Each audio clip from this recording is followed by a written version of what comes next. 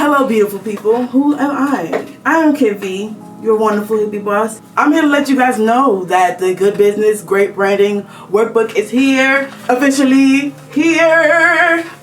And I want to give you a little lesson on the first section of the workbook, okay? It's about brand basics, and I want to give a little history about branding. And I thought about this like 3 years ago. Why was I thinking about cows randomly? I don't know, but it made sense, and I'm gonna tell the world. Branding and cows correlate. Back in the day, when the farmers were expanding their farming business, they had to literally brand their cows with branding iron to like either number the cows or like put like their logo on the cows to identify the cows. They did this for reasons of checking out their health, their weight, if they met standards to sell off to different companies for meat or milk or whatever, right? That's the beginning of how a brand started. People were kind of hung up on the logo, on what you're branding on your cow. Oh, I need a logo. Oh, I need a logo. Oh, I need a logo. But you have no idea what you're bringing to the world. What does your logo say about you? Think about it. You got a logo, but what are you selling? Even with sales, it's not just buy my shit, buy my shit, buy my shit, but what are people buying into? They're not just buying clothes. Are they buying the idea of looking like you or feeling like you? Think about it. Let's talk about a couple definitions, okay? A brand. What is a brand? A brand is the perception of your company to the world. When I ask, what are you bringing to the world? What are you bringing to your audience? What are you showing your family and your friends? Oh, I started a new business. You can't come to people. And then, I'm gonna put a tidbit in there. I've been seeing over the years that people get mad when they post like on social media or whatever. Oh, I started a new business, and they don't get like much likes or whatever, right? But it's like, bro, what's your business? What are people excited about? Like, how are you building fans? How are you building a following? Like, what are people buying into? You can't be mad if they don't know what they're buying into. Okay? That's my little tidbit. Now, if you have a brand, let's say you sell clothes, you're a stylist and now you want to sell clothes, right? Branding, making that brand a verb and actually being active about the marketing that you're going to put into your brand. How are your photo shoots going? What type of models do you have? Are you a plus size clothing line? Are you athletic wear? Like, think about where your locations of your shoots. Are you shooting in a gym? Are you shooting home? Are you out in nature? You think about your target audience. Are they moms that want to lose their baby belly? Are they what about it? Like, what is it called? Bodybuilders. Like, who? What's the range? Learn these things. Learn these things. What are you doing to create momentum within your brand? Because let's say you don't know how to create momentum. You don't know what to show the world. You just know you want to sell socks. That's it. You just want to sell some fire ass socks. But you've been working on your designs. It look good. But what to do? So now it comes down to the elements, okay? We have your brand voice. We have your color palette. We have your aesthetic, your inspiration, and I'm not sure if there's one more. There may be another one.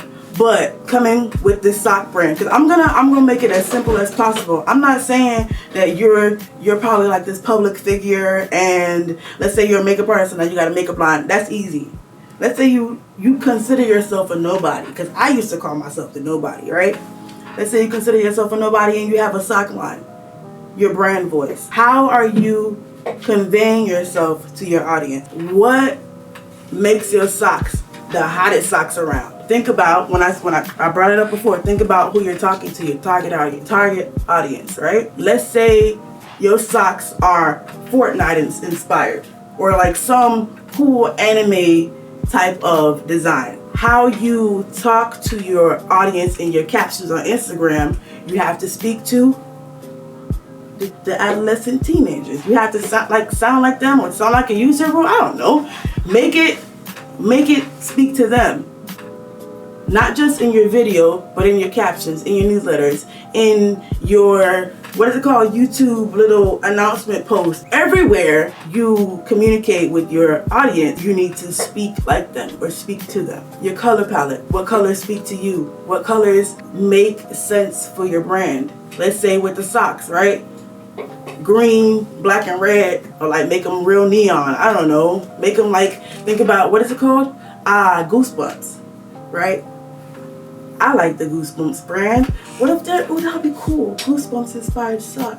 I want to present this information to you guys in a palatable manner. Like, I'm not trying to come to you guys that's not English.